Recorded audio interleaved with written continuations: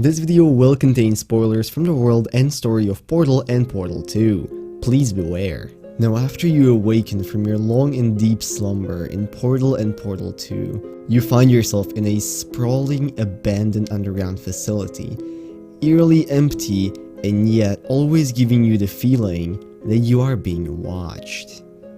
This is the Aperture Science Enrichment Center, an enormous facility built by Aperture Science with the purpose of developing the Aperture Science handheld portal device, and today we're going to be learning all about it.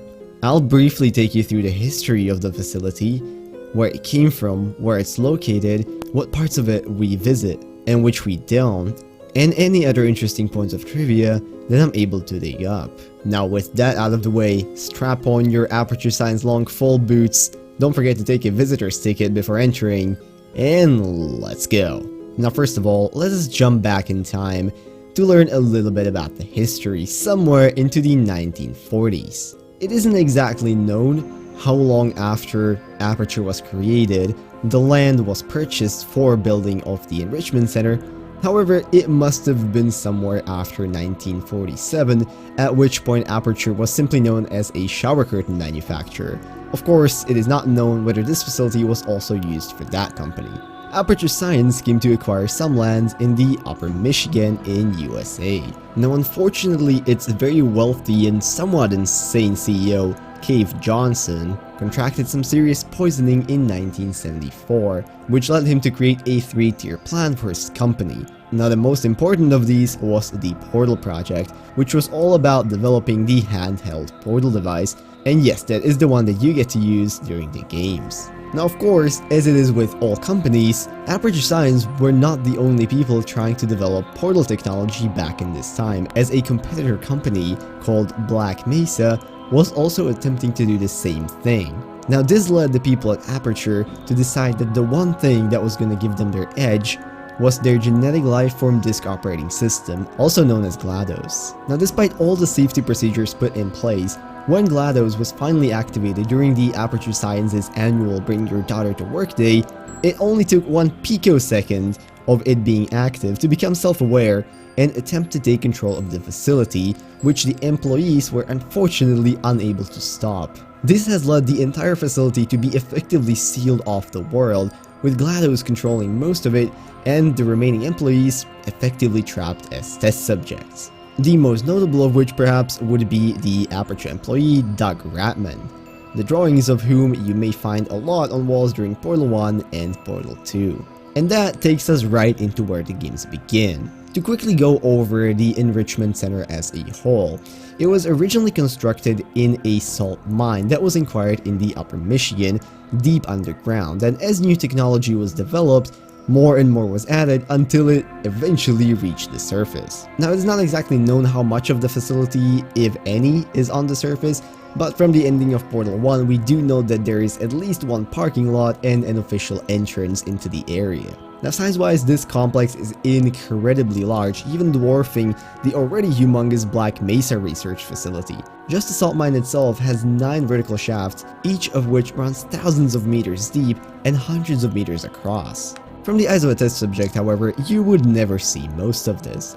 Chances are you would wake up in your own personalized relaxation vault, one of which is allocated to each test subject, and then be put through a series of test chambers. These are some of the main rooms that comprise the testing part of the Enrichment Center and are mostly large cubicle structures comprised of modifiable panels which can be taken out and put back in for infinite varieties of tests.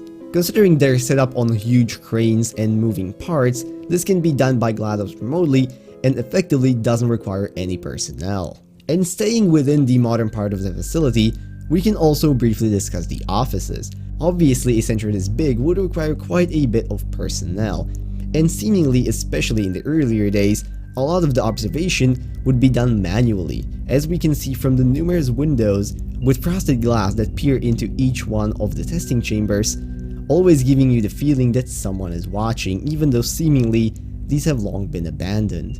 There are other offices, of course, that you can access later in the games, most of which are relatively bland with the typical office equipment you would expect. However, some clear signs of what could perhaps be classified as a hurried exit from their occupants, mostly considering the fallen over chairs and knocked over mugs. Interestingly enough, there is also an area where you can find a slideshow looping that is titled Dollars and Cents, competing with Black Mesa for DoD and government-wide acquisition contracts, clearly showing that Aperture Science had quite the beef going on with Black Mesa before everything went down the drain. If you were to travel down into the salt mine from the modern parts, you'd be able to reach the OG Old School Enrichment Center, which, despite of its age, seems to be mostly holding up pretty well, and definitely shows the transformation that the company went through over the years. I mean, as it happens, the first people they would hire as test subjects would really be Olympic champions and astronauts and people with great achievements,